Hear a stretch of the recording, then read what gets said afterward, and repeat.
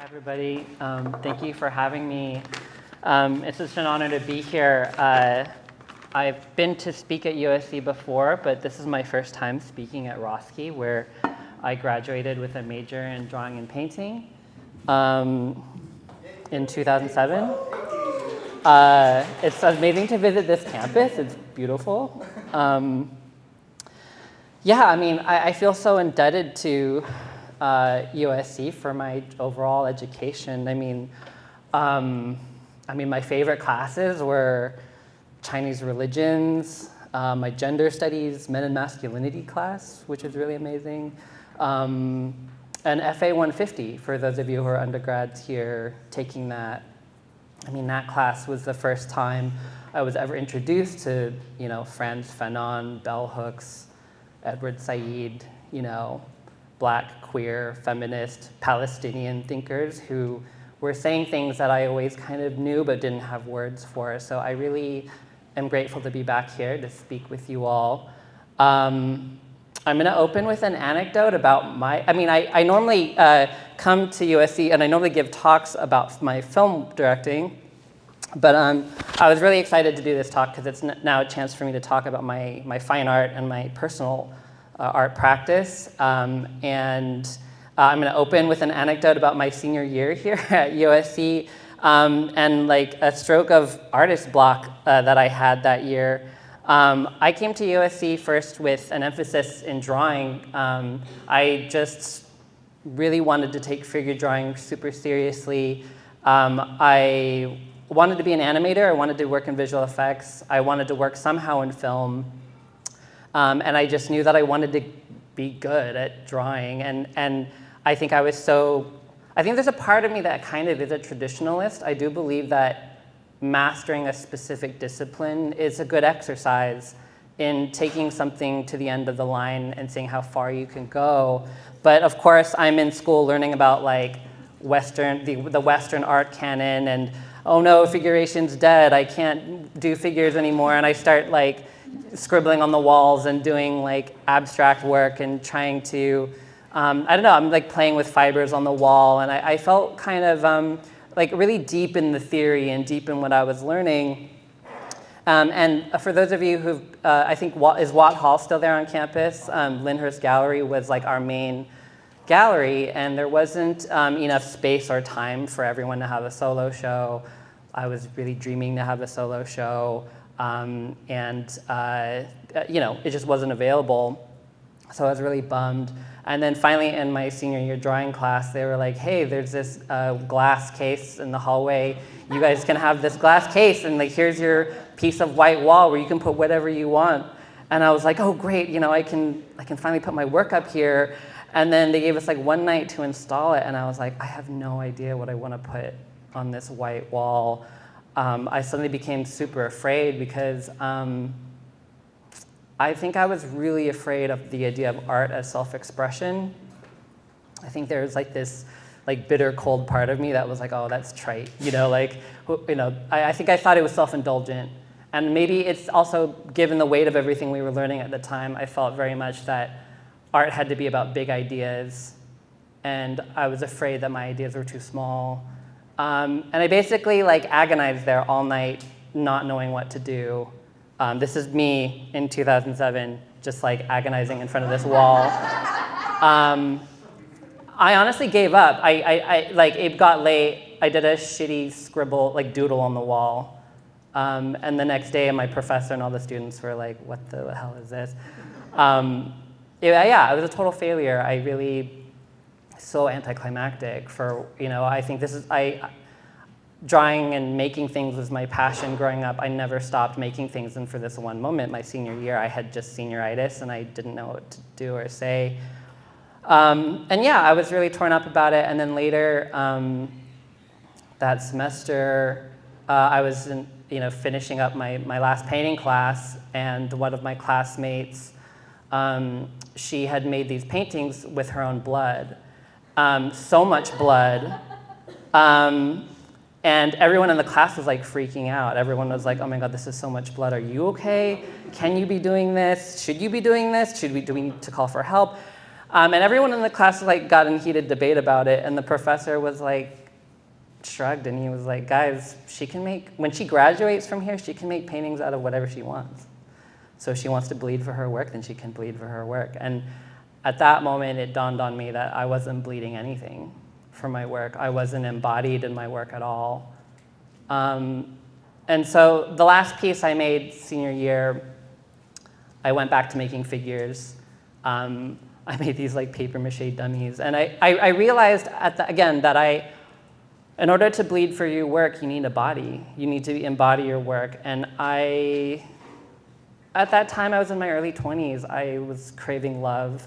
I felt like not in my own skin as a queer Asian person. And I was really, this piece is just about touch. I just made these figures that were not quite touching, and I filmed my own hands and projected it onto these dolls as if they are touching, but they're touching in this digital video kind of ghostly space in between them.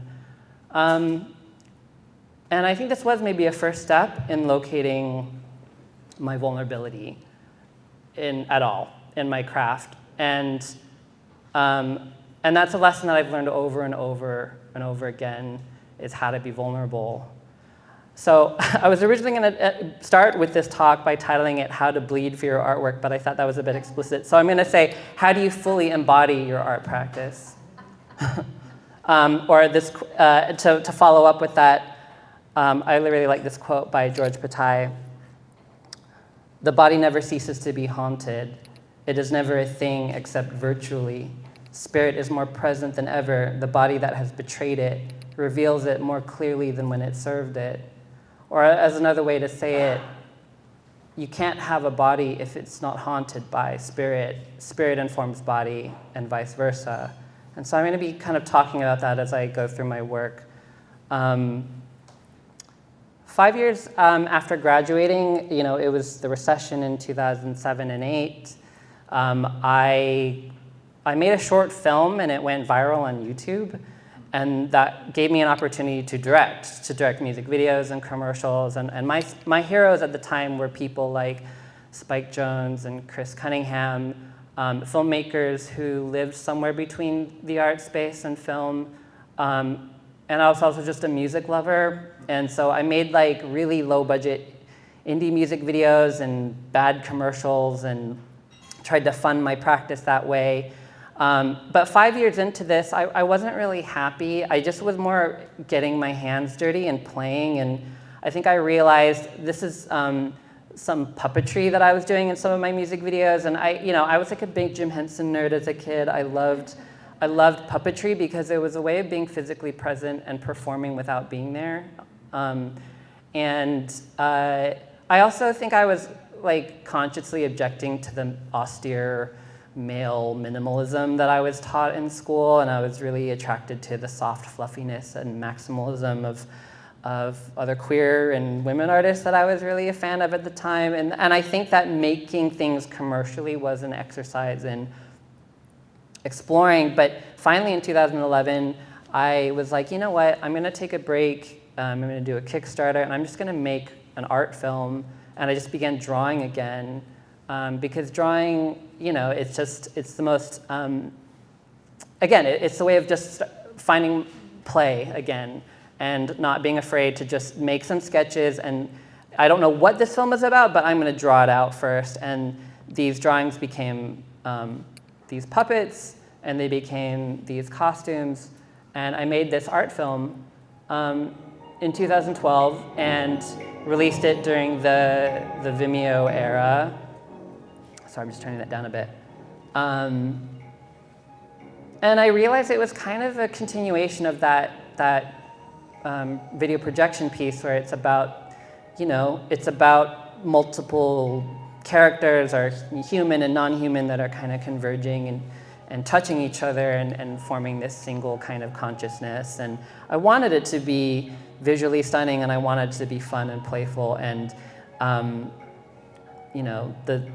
we're playing with underwater puppets. It was an opportunity to take the friends and family that I had made doing my commercial work and asking us to just try something new. The Icelandic artist Björk saw this work and reached out.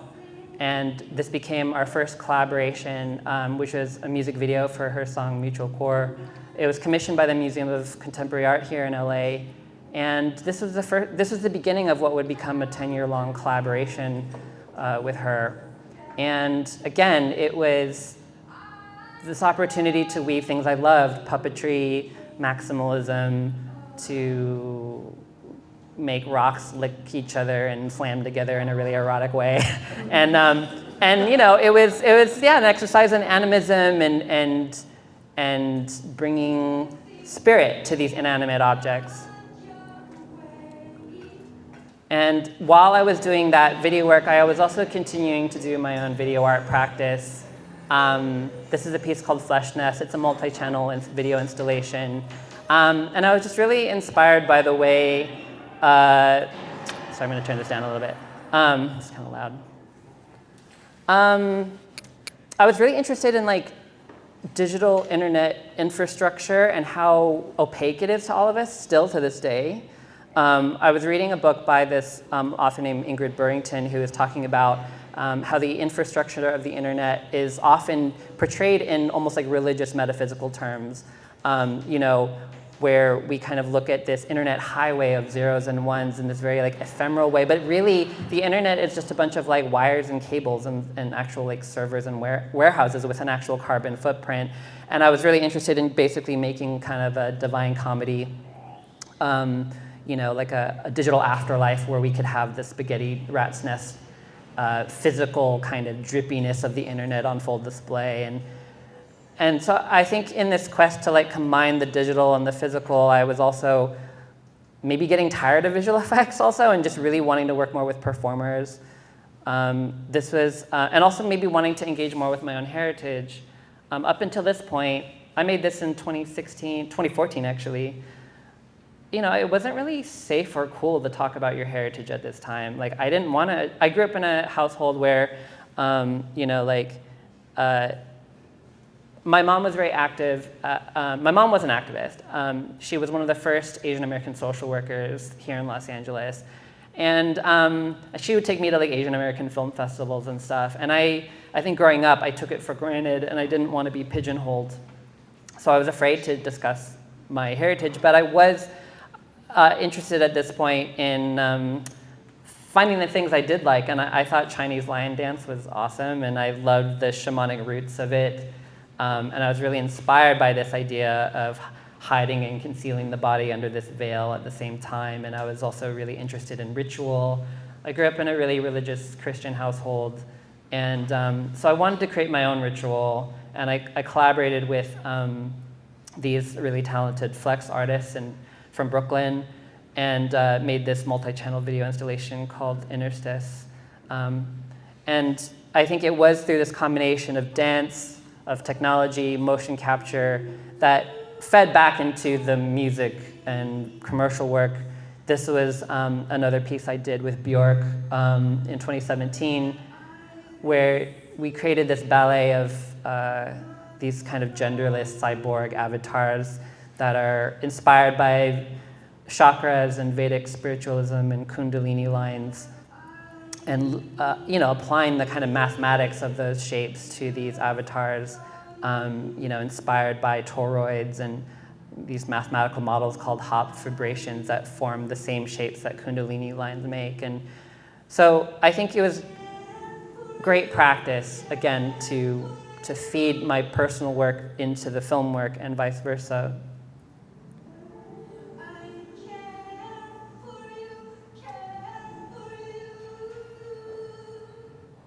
And then, of course, these same themes, you know, pervaded my work with FK Twigs and our work Cellophane, where Twigs is dancing towards this perfect angelic version of herself, this kind of cyborg avatar of everything she would ever want to be. And of course, she can't attain it, and she falls and back to earth. And so, again, I think that always there's a constant theme. You know, as we piece together the murder mystery of what we do, it's only in hindsight that you can kind of see the patterns, and maybe I could see some of the same, this idea of chasing some invisible body was always kind of present in my work.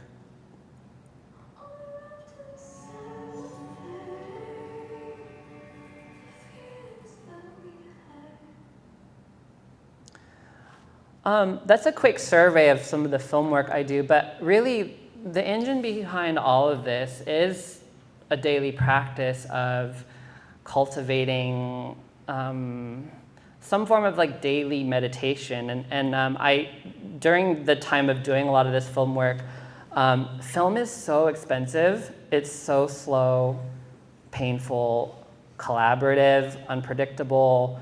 And I really desperately, for my mental health, like needed some way of staying on top of it and not going crazy. And so I kind of developed this practice of, again, like returning to drawing, but really making them kind of like these personal daily meditations. I just do these with gel pen on paper, and I just let my hand move, and they become these kind of labyrinths or these daily prayers.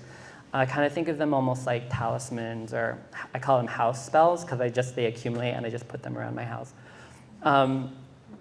And I think in college I was struggling with abstract work, because abstraction is really about a love of process, and I was so results oriented at the time. I wasn't able to slow down and enjoy just getting lost in a process. And I think that ultimately as artists, that's what we are required to do, is lose ourselves in process. That's why we make what we make. It is the journey, not the destination. And so these, I still do these to this day. I still kind of do these as a way of having something small that I can control, that's low stakes, and yeah, they're kind of like my daily spiritual practice. And I couldn't make those films had I not been doing these. And it's nice to come here and talk to the art program, because I normally don't get to talk about that daily exercise. And also by doing this quiet work is how, again, like you're able to kind of think and put together your ideas. I think we do have to look at our work like a murder mystery, like, why did I do that? What was that doing there? Like, and so I kind of came up with these terms like queer morphologies and digital spirits, which I think I use this to thematically summarize my work. Queer morphologies, which I'm defining as inhabited forms, avatars, non-human entities and personas that expand the embodied imagination, or digital spirits, which can imagine technology as a conduit space for spiritual inhabitants through signal processing. We can also look at spiritual and ancestral knowledge as a technology itself, in the form of number systems and data storage. I'll explain more as I go along, but I think what I get excited about is the possibility to intersect queerness, spirituality, and technology, because it provides, it asks us, is it possible to decenter humans as the protagonists in our narratives, while still telling stories with emotional resonance? This intersection can provide fertile ground for new modes of storytelling that give all forms, living and non-living, humans, animals, plants, minerals, machines, agency in the stories we tell and the worlds we build. This is important to me, especially in the age of climate change, in this era where, I think we need to re-examine how we tell stories and who they're about, and expand what's possible. And I think I began doing this at the same time I began exploring my own heritage a bit more deeply. This is a piece called Firecock, and I made it the year of the fire rooster, Chinese New Year of 2017. It was right after Trump got inaugurated. And again, like, I wasn't at that time comfortable or practiced at making work about my heritage, but it was Chinese New Year, and I filmed my relatives playing mahjong, and I just thought their hands looked really beautiful, and I thought that playing mahjong almost looked like a form of divination. It's a form of chaos. It's a chaos ritual.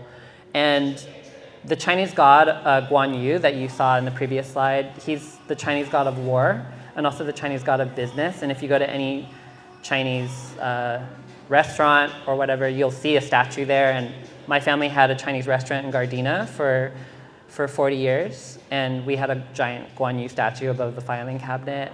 And I just thought there is some poetic irony and maybe even sadness that my relatives fled war and famine and conflict to arrive in this country, and here we were electing, such a violent president. And I don't know, I think that maybe this was a prayer or an invocation to Guan Yu, maybe for protection, maybe to also just honor the strange irony of where we were in that political present and everything, that the narrative of sacrifice and that was kind of bending backwards as my, I think there's such an Asian American narrative that celebrates everything American and all the Americanness that we fought so hard to become. It was suddenly felt really wrong and strange at that year.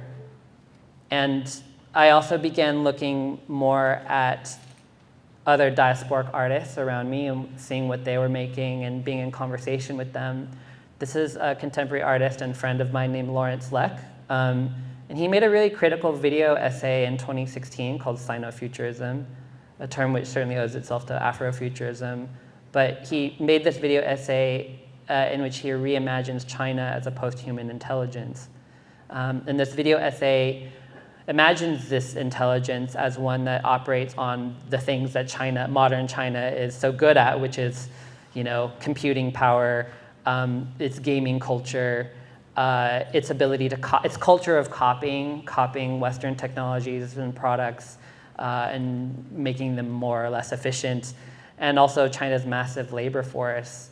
I thought it was a really incredible piece, and I was also paying attention to other discourse, from other Asian writers that were talking about this, and I kind of took this excerpt from a great art writer named Gary Zhang, who lives in London. He says, without an indigenous methodology, Sino-Futurism orbits around a Euro-American planet, manifesting either as a diasporic fantasy or a nightmarish return to the colonial repressed. What is at stake in Sino-Futurism is not only the decentering of Euro-American cultural hegemony, but also the narrative of futurity as a historical modern aesthetic which China might recast in its own image. Sino-Futurism is hardly a utopian project, but it presents a geopolitical opportunity. How might Orientals take control of the narrative of Orientalism? Again, a nod to Edward Said, who we owe so much to.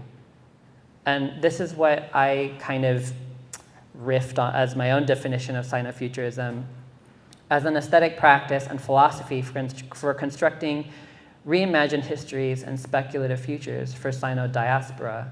Sino-Futurism draws from indigenous Asian heritage and culture to invent a new narrative and unlock opportunities for new forms of inhabitants, embodied imagination, and self-reinvention. And this was also the point at which I began injecting myself into this practice and these ideas. I did these photogrammetry scans of myself and began kind of, again, this form of digital drag, like this form of adorning myself as someone who never felt white enough for white spaces and never Asian enough or never Chinese enough for Chinese spaces. I was taking a lot of the chinoiserie and reapplying it to myself digitally. And again, carrying this practice to portraiture of my queer friends and family here in LA. For every Lunar New Year, I would do these portraits for whatever the zodiac was.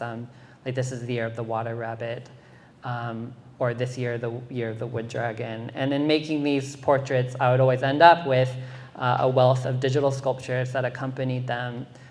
These are these avatars of Chinese lions, and I used them to work with the local Chinatown nonprofit called East Wind that was formed in the 1970s. Oops. My dad grew up in Chinatown, and he's friends with the founders, and the goal was to create a martial arts lion dance troupe for the local youth in Chinatown to have a place to go, to have a discipline. And I was really excited to do motion capture of them, and specifically knowing that they were, again, children of immigrants and diaspora that were doing this motion capture, driving these kind of eternal Chinese mythical beings. I was really excited to work with them. And you'll also notice that, like, with all of my film work, I think with film, often the objective is to seduce you with visuals and make it really sexy. But when it came to my art, I felt a responsibility to be honest about the medium I was using. I left the glitches. I kept it looking kind of raw because I wanted to just show the tools I was using very nakedly. And so it was nice to capture them and to let the avatars and the glitches do what they did. This is just another channel of that same video installation.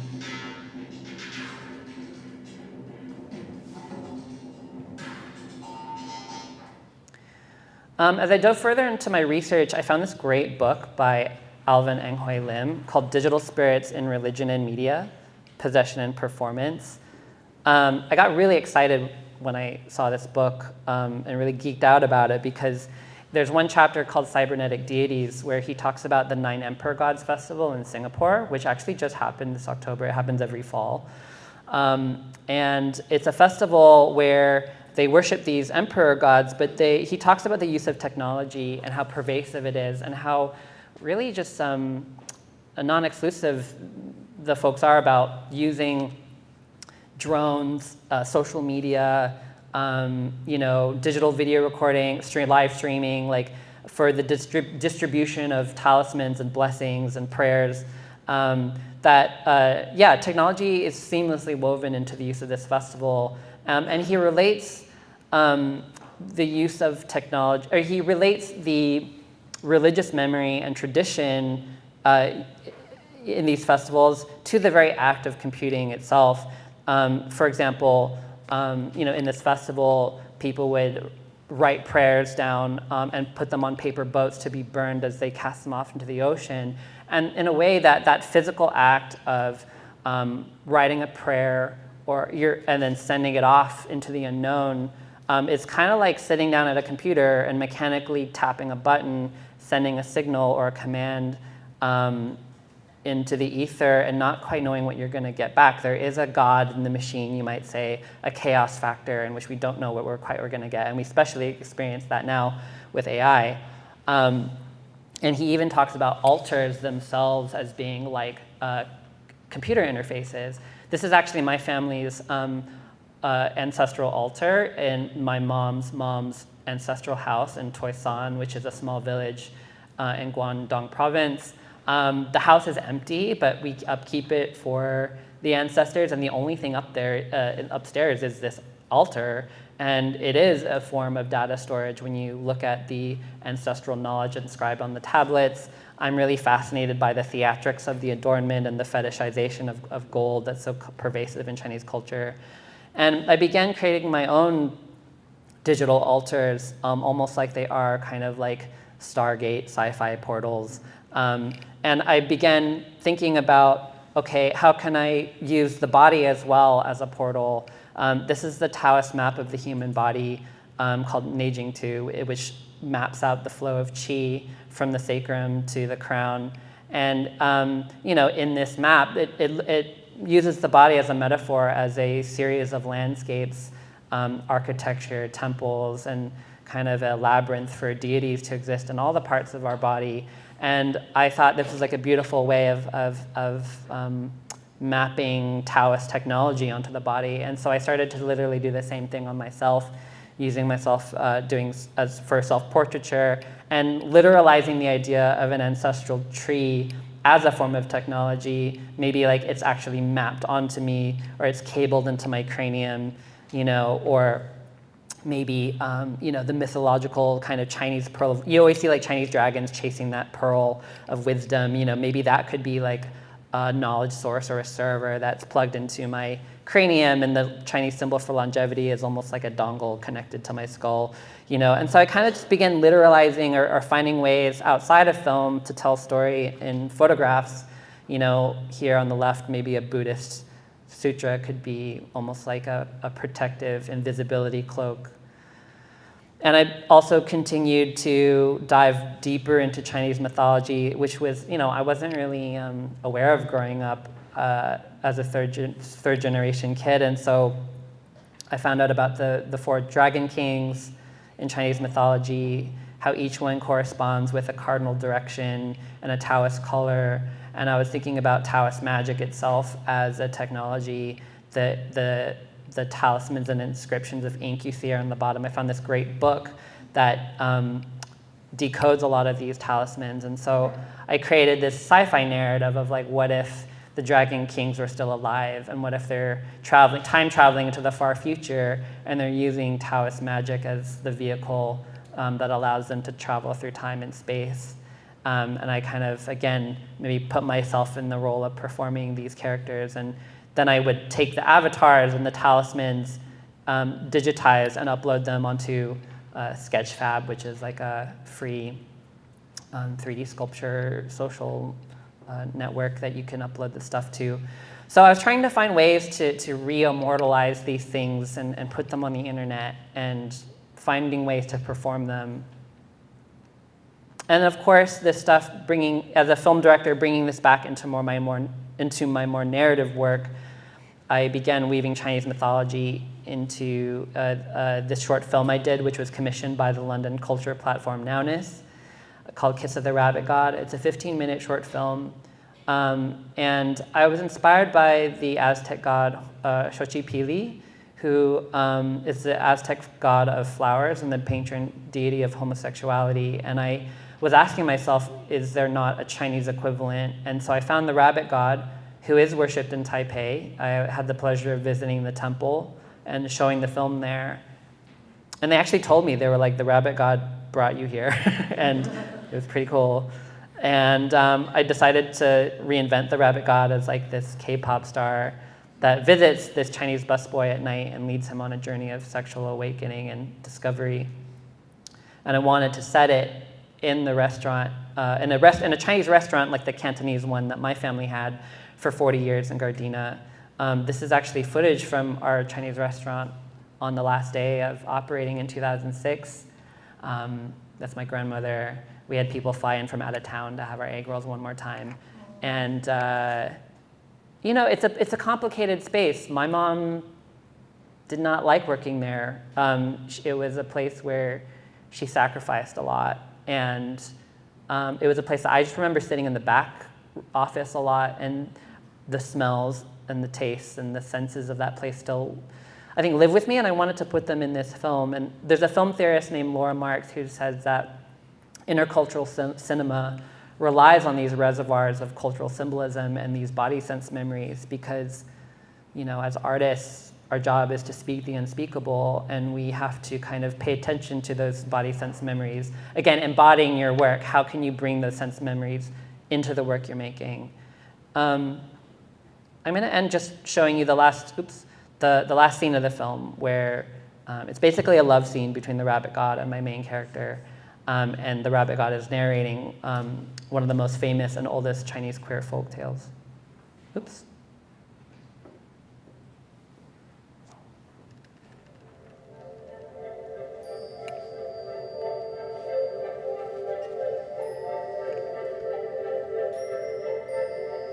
很久很久以前，年轻的河美丽爱上一个灵巧懂事的少年。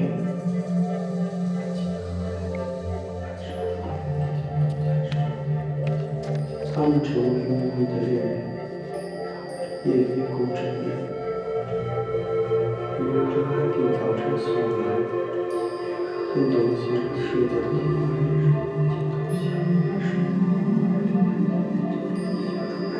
看来地球经历新春会，距离不久60前地球的不幸随着生长期空气之下，发出伟大的复仇，相信命运在地球可行。我就悄悄地去，在熟睡的梦在熟睡。 Yeah, talk about bleeding for your work, right? I continued to, again, further my mythological research as I was embarking on my first feature film called Tiger Girl. I'm still working on this film. It's been a long journey. It has not been a good time for Hollywood in general with the pandemic and the writer strikes. But you know, this is why I'm so grateful to have an art practice, because it's a way to keep the story is alive and through other media. And this Chinese goddess, her name is Huang. She's known as Queen Mother of the West. She's not, she's lesser known than some of the other Chinese deities that you might be familiar with, but she plays an important role in my movie.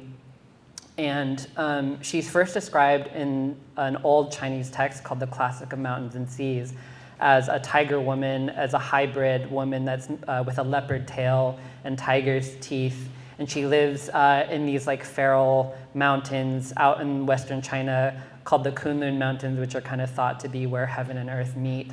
And I was reading the text for research, and she leapt out at me, and I was like, whoa, she's cool. And I found these Bronze and Neolithic depictions of her on the right, and this Han Dynasty rubbing of her. And you know, in earlier depictions, she's depicted as this kind of feral, kind of wild woman, kind of like, almost like the Lilith from Hebrew mythology, but later she's depicted more as a courtly, kind of motherly, like, figure that protects the peaches of immortality. But she occurs in my film, and I wanted to embrace the kind of hybridity of her original descriptions and kind of create this, this deity avatar of her. And this is a concept design for the film, and the idea is that this would be puppeteered, kind of like a Chinese lion puppet. But I was showing my artwork in Hong Kong, and the curators ended up becoming the curators for the Sydney Biennial in Australia. And so they invited me to create my first large-scale sculpture of this deity, and to place her in what was called the White Bay Power Station, which is a giant turbine hall in Australia that was being renovated. So I was really excited by the chance to create my first large-scale sculpture of her, and we kind of redesigned the 3D files to be 3D milled out of polymer and steel. These are installation videos of the installation process. It weighed about 1 ton, and I was just excited to also show off, I think, a piece that, where, you know, I'd done a lot of research. All the adornments on her, on the sides of her head are taken from those Bronze and Neolithic depictions of her. The 3 birds on her head are known to be like her mythological messengers. So I don't know, I was quite proud of this idea that you can still tell stories even in a static medium. It was great just to meet other artists from the Austronesian, Asian Pacific region who were also all exploring themes of queerness and technology and spirituality. It was great to just, I've met so many great artists, and it was my first Biennale to participate in, and yeah, I'm just very grateful.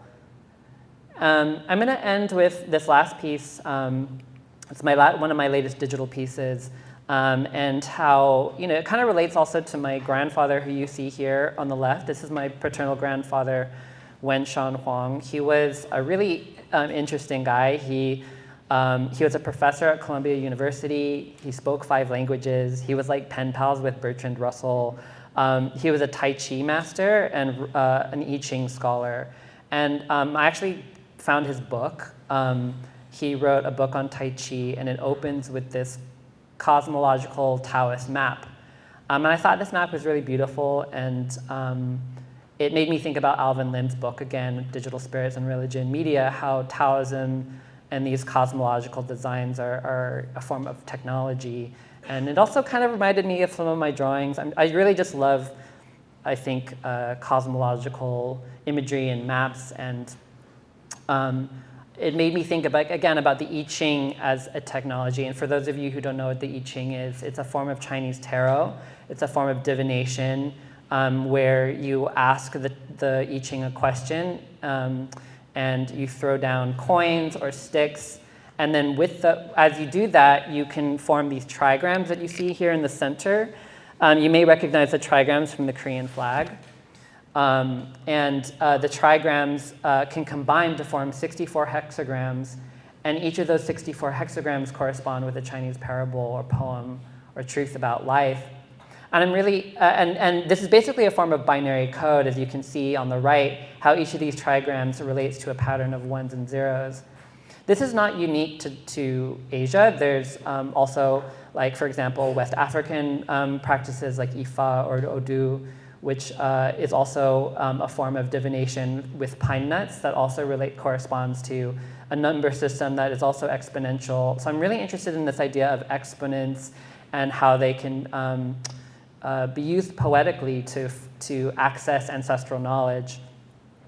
Or this is how Alvin Lim nicely summarizes it. He says, trigrams produce networks simply by operating as nodes where gods pass their visions and energies to human subjects with the right access codes. Gods are only accessible when human agents enact the trigrams and numbers and use them as codes and passwords to tap into the divine sphere. Or as I'll paraphrase by saying, through numbers, the god in the machine speaks. And so I made this AR piece called Mutant Bagua. I made it in collaboration with this online digital gallery called Feral File, run by Casey Rios at UCLA. And this was also my first blockchain piece and my first AR piece, where I kind of reinvent the Bagua as almost like a alien sex toy that you can get on your phone. And it almost operates like a blessing that you can, disseminate and I also made this artwork around it, almost again thinking of the Bagua as a sci-fi kind of ancestral technology. And these are just some nice videos that my friends across the world sent me of the Bagua in their environment. And so I'm just really inspired by how these ancient ideas of yin and yang, with a binary system, you can form an infinite multiplicity of possibilities. And I think there's something, just very queer and exciting about that. So I just want to close again by revisiting this question. How do you fully embody your art practice? How do you bleed for your artwork? My first answer is take courageous risks often. Let failure lose its sting. I think that we can let failure lose its sting when we're prolific. Most of the art we make is bad. I think we should just accept that. It's about how we curate our work, learn from the mistakes, and relish the wins that we have. I think that it's important to make a lot and to be brave about it. Therapy. I know therapy is a privilege. It's expensive. It's hard to find a good therapist. But I also believe in non-Western therapies, somatic therapies, nonverbal therapies. This is me just saying that I think while making art is scary and there's the risk of failure, you have to believe in the opportunity for healing. Because I think that's the most powerful thing art can do is heal. And going back to the first point, I think in order to take courageous risks, you have to know your worth. And that's a lifelong journey. And art is about making choices. Anytime you make a choice, there's a risk of failure. And you can only take that risk if you have the self-worth to face that. Lean into your inner nerd. Lean into things you're passionate about. I think calling someone a nerd is simply saying they have substance.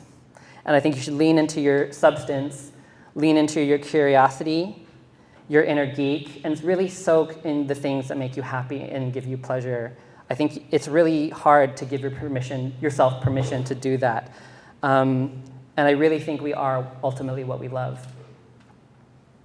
Use the tools available to ask the big questions. I'm someone that button smashes until it works.